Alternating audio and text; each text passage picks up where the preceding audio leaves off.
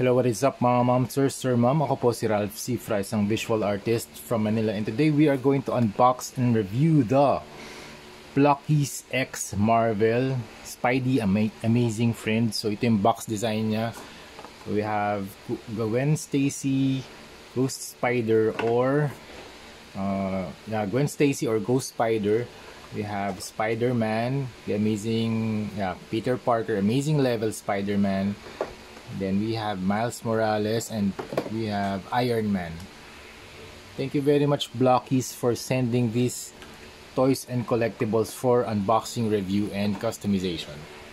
Okay, sa box design, nandito yung specific character. We have the shot of the action figure. Tapos meron dito 3+, 7481, and then amazing level 01, Blockies figures, genuine licensed limited edition. Amazing level Spider-Man or Peter Parker, cooperate to catch. Itong mga figure na to, ano lang to, demo lang, hindi kasama yun. Pwede sila mag-cooperate. Ipagdidikit yung mga accessories para makapag-catch ng mga bad guys.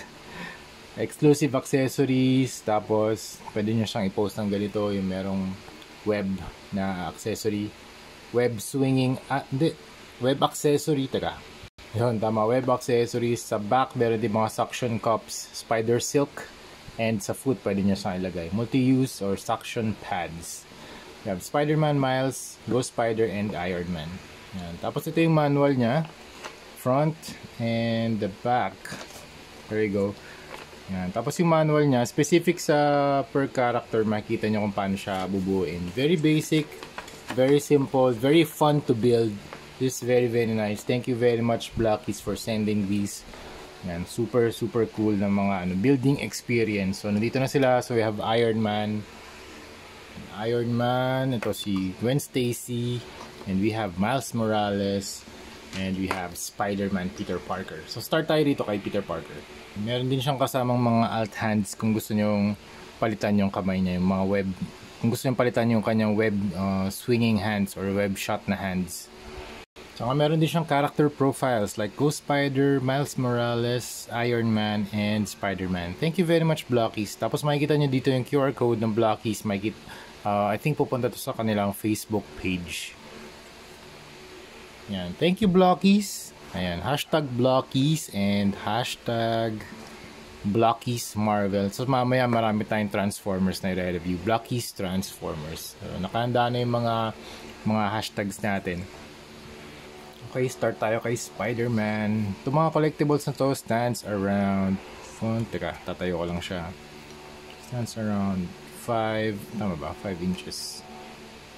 4.5, around 4.5 inches tall. 4.6, mga ganun. Close to 5 inches or close to 4.5. Very basic lang yung build nito, mga momsters. So ganyan lang yung mga peg styles niya. Papasok lang natin dito yung head. Tapos yung kanyang body naman, pwede na natin tanggalin. Ayan, tatanggal din to. Ayan, pa-pop off lang siya. Ayan. So yung pinaka-basic form ng mga Blockies, yung foundation, ganito yung style. Tapos pwede nyong i-insert yung kanyang body design, and then you will insert the head. Tapos yung peg design, peg ng arm, papasok nyo lang din. Tapos ito naman kanyang arm, yung gauntlet, pwede nyo ring hugutin. Ayan.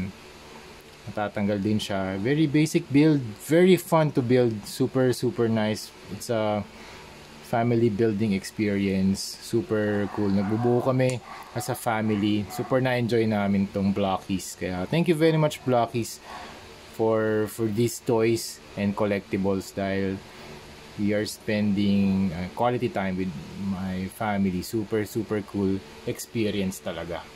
Yan, pwede to for kids, for adults na nagko-collect ng mga Spider-Man. Kung gusto nyo i-add to sa inyong desk toys, pwede. Yan, kasi maliit lang siya. So smaller scale collectibles ang ino-offer ni Blockies. Pero meron din siyang malaki, yung Optimus Prime na Action Edition. So makikita natin doon sa action figure, it's a very big head. So para siyang big head mode. Yun yung proportion niya. Very big head, very big eyes. And then yung color palette niya ay red, tapos blue. Yung blue niya para siyang sky blue, light blue, hindi siya primary blue. Then you have the red here sa kanyang boots or sa footwear. Sa gauntlet, ganun din, red. Then you have the black logo sa harap, the red logo sa likod. Tapos yung kanyang panel lines, wala siyang, yung grooves niya, yung mga lines, wala siyang black color. So, pwede natin siya i-customize, lagyan natin siya ng black panel lines para magkaroon ng additional contrast. Tapos gustong gusto ko dito tong web shot effect niya, web swinging effect. Yan. For web shooters, Peter Parker, yan, medyo natatanggal lang to. Pero hindi na siya pwedeng tumingin pababa eh. Yan, natatamaan kasi niya tong part na to. Pero fully articulated to mga momsers, super angas i-pose. Sobrang nag-enjoy ako maglaro ng mga blockies every time na patulog na ako, tinatabi ko sa pagtulog ko.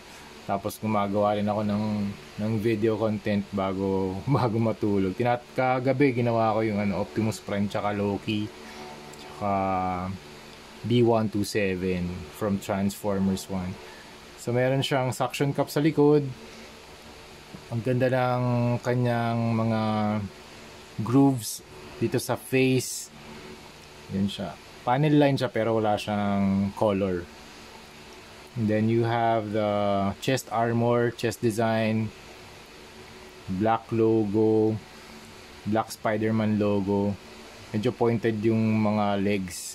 Very nice. Tapos yung kanyang arm, meron siyang additional color separation. Dito sa outer part you have the reds, sa inner part you have the blues.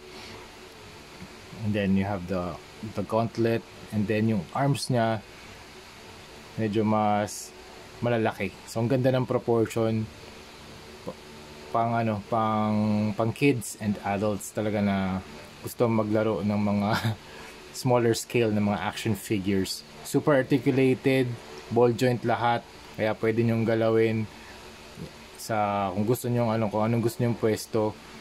Very very cool. Sana dalawa yung yung dalawang kamay pala.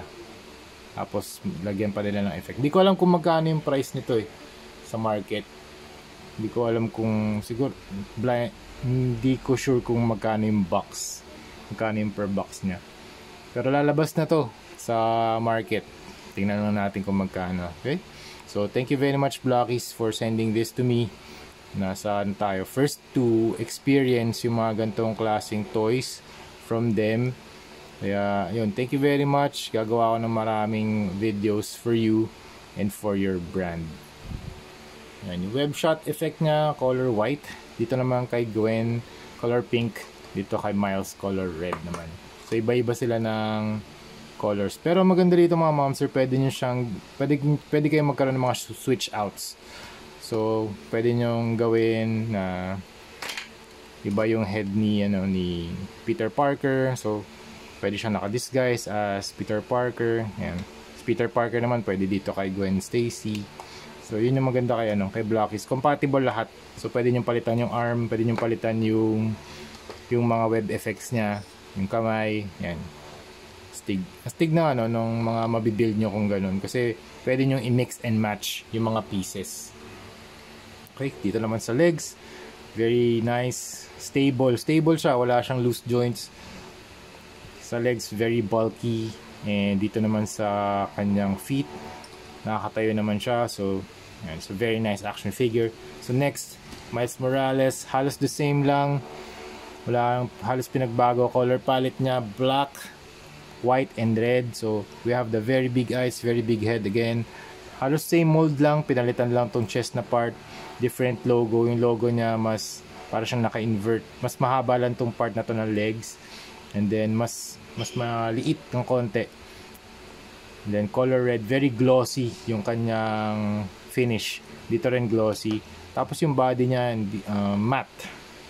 Hindi, silk or satin. Mix siya ng matte and gloss. Hindi siya super glossy. Ito kasi super glossy. And then you have the line here, yung V line na stripes dito sa kanyang armor. Tapos ganun din, halos same lang. So you have the web shooting hand, the web shooting effect. the organic web. Tapos sa feet ganun din, pwede nyo i-rotate to, mamaya i-articulate natin. Yan. Tapos ito naman si Gwen Stacy. Ganda lang kanyang design. So you have the pink or magenta hood. Tama, inside ng magenta, inside ng hood magenta. Tapos yung outer stroke ng eyes magenta din. Tapos may pattern sa loob, yung web pattern sa loob. Very nice effect. Ang ganda ng contrast, ang ganda ng color palette. So you have the magenta, whites, cyan, and purple. Ganda ng kanyang color combination. Then yung white suit. Tapos dito sa chest, purple. Tapos yung logo niya, cyan. Then you have the web pattern here, cyan din. Then purple body. The stripes of color blue stripes here sa side ng kanyang pants. Tapos meron din dito sa harap. Tama ba ito? Baliktad ata ito. Hindi ko sure kung pag ganito siya. Wait lang okay. Baliktad talaga. Wait lang. So, ganyan. Alright. Tapos, yan. Be careful lang sa mga interchangeable na mga ng mga pieces din. Kasi kung compatible sila, minsan nalalagay ko to sa kabilang side Yan. Pero madali lang naman siya matanggal. Wala namang mga locking mechanisms to mga momser. Kung magkamali kayo, pwede nyo namang tanggalin ulit. Yan. Tapos na tayo kay sa mga Spider-Man. Dito naman tayo kay Iron Man. Ito yung naiba sa lahat kasi syempre Iron Man siya. It's a Marvel line ng blockies. Tapos alam ko meron tong meron siyang mask. Pwede siyang i-unmask. Yun, no? Yan. Very nice na proportion. Big head mode. And then yung armor niya, parang siyang nagmamarble dito sa part na to. Yan. Tapos yung color palette niya, red, gold, and translucent yellow. Tapos yung color palette, yung pagka-red niya, hindi siya yung very candy red. It's very muted. And yung gold niya muted din. Tapos itong very desaturated. Ganda to for customization purposes. And then you have the arc reactor sa gitna. Tapos yung kanyang face para siya nakatingin sa kanyang right, medyo nagdo-droop yung kanyang eyebrows. So ganun yung design ng kanilang head sculpt. Okay? So yun yung ginawa nilang design. Then you have the mustache, skin tone is nice. And then para siyang naka-print dun sa mismong armor. Tapos inside of the mask, ganda kasi pwede nyong i-unmask. So meron pa siyang unmasked version. It's a very nice additional feature dito kay Iron Man. Then you have the armor. Ganda rin ng kanyang proportion kapag magkakatabi na silang lahat. Thank you very much Blockies again for this very cool na mga collectibles. Then you have the repulsor blast na pose, and then you have the fire effects, repulsor blast effects. Yan. Tapos yung sa head, you have the ear armor, head armor, shoulder, the hands. Ito yung back, pwede nyo rin lagyan ng suction cups. Yun pala, meron din mga suction cups kung gusto nyo idikit sa refrigerators. Pwede nyo rin ilagay yung suction cups dito sa ilalim ng kanyang paa. Very nice chest armor, yung mga panel lines. Lagyan na lang natin ng ink wash or ng black para magkaroon ng contrast. Then you have the bulky legs, parang yung design ni Mega Man, very very bulky. Ang ganda nun kasi stable siya. Wala siyang hindi siya, ayan, shake test natin hindi siya gumagalaw. So ang ganda ng mga joints ni Blockies. Very hindi siya super tight pero hindi siya loose. Yan, hindi siya loose. Okay na yung mga ganun mga momser. Kasi pag super tight minsan may chance na masira din kasi nagkakaroon ng friction. Pero ito sakto lang yung higpit niya mga momser. Very good for articulation. Okay.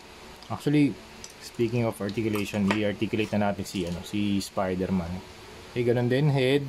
Actually, lang to mga momser yung articulation nito, same lang sa lahat. Okay? Head up, down, left and right 360. Ito rin 360, up, down, tapos naiikot din siya, may rotation, up, single jointed na elbow. Tapos pwede nyo i-rotate itong arm guard. Pwede nyo itong i-rotate yung kanyang kamay. And then waist movement meron, paa meron, kick that far, okay, kick, baliktad, okay, that far back, and then out, joint, bend, and then ball joint yung paa. So same yung articulation sa lahat ng action figure natin. So that's it mga ma'am sir. Yun yung mga Disney, ano tawag dito, Blockies X Marvel Spidey Amazing Friends, Amazing Level 01 Blockies figures, genuine license, limited edition. Ito pa yung mga mga characters na susunod. Kan sabi dito, coming soon, Amazing Level 2. So Blockies, let's do it. Ayan, padala nyo ako ulit mga ma'am sir. Thank you very much for sending these for unboxing and review. Ayan. I-review ulit natin to kapag nagpadala si Blockies sa atin ng mga next na batch ng mga toys. Okay? So that's it. We have Iron Man, we have Miles Morales. Paglalaroan ko muna to mga ma'am sir. Yan. We have Miles Morales and teka. Actually pwede gawin natin yung sabi dito sa ayan, pwede palang ma-attach. Uy, thank you.